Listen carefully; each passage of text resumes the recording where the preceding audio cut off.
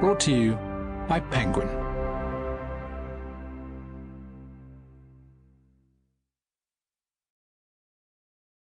Crooked Heart by Lissa Evans. Read by Lucy Briers. To Kate Anthony and Gabby Chappie. Prologue. She was losing words. At first it was quite funny.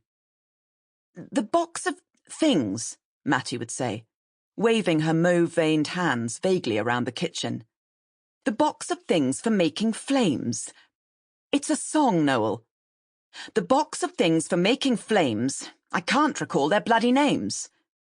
Or, "That church," she'd say, standing at the top of Hampstead Heath, gazing down at the scribble of blue and grey that was London.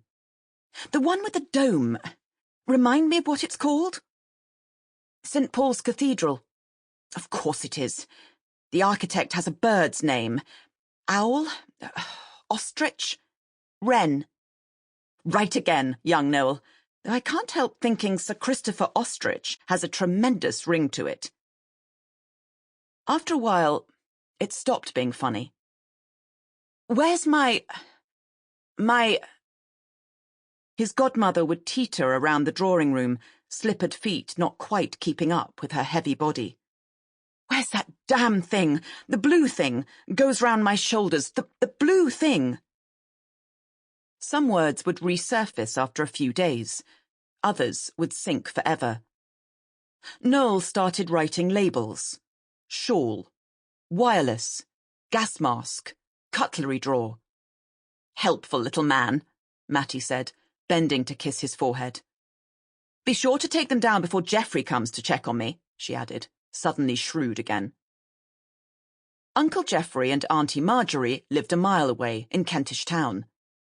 Once a month, Uncle Geoffrey came for Sunday tea, and once a year he dropped by for Mattie's birthday, always bringing a gift that had been made either by himself or by Auntie Marjorie.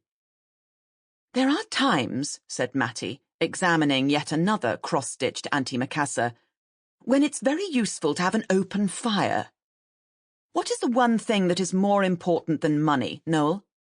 Taste, which is something that Geoffrey and..." She paused. "Bosoms, Marjorie, will never have."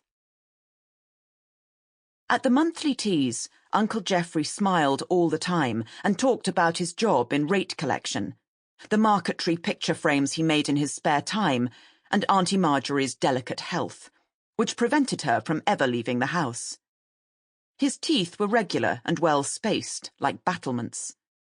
Noel liked to imagine tiny soldiers popping up between them, firing arrows across the room, or pouring molten lead down Uncle Geoffrey's chin. "And what have you been up to, young Noel?" his uncle would ask. "Keeping busy with hobbies? Model aircraft? Stamp collecting?" "Hobbies are for people who don't read books," said Noel. It was one of Mattie's sayings. After tea, Uncle Geoffrey would ask whether there was anything he could do around the house, and Mattie always found something awkward or messy, shifting furniture, oiling a door.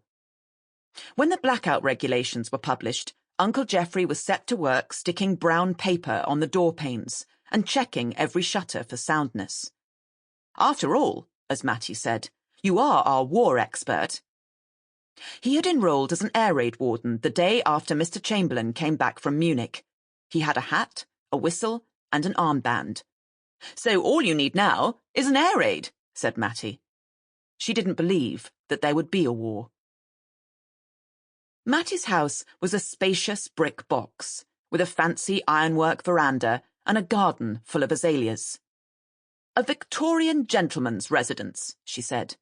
Or, more likely, the place where a Victorian gentleman secreted his mistress. Family in Mayfair, lady friend in Hampstead. It would have been considered frightfully out of town. The road ran along a little crease in the fabric of the heath, coming to a dead end at a bolt of rabbit-cropped turf. From the rear windows of the house, you could see only trees. "Who would know we were in London?" said Mattie, "nearly every day." Sample complete. Ready to continue?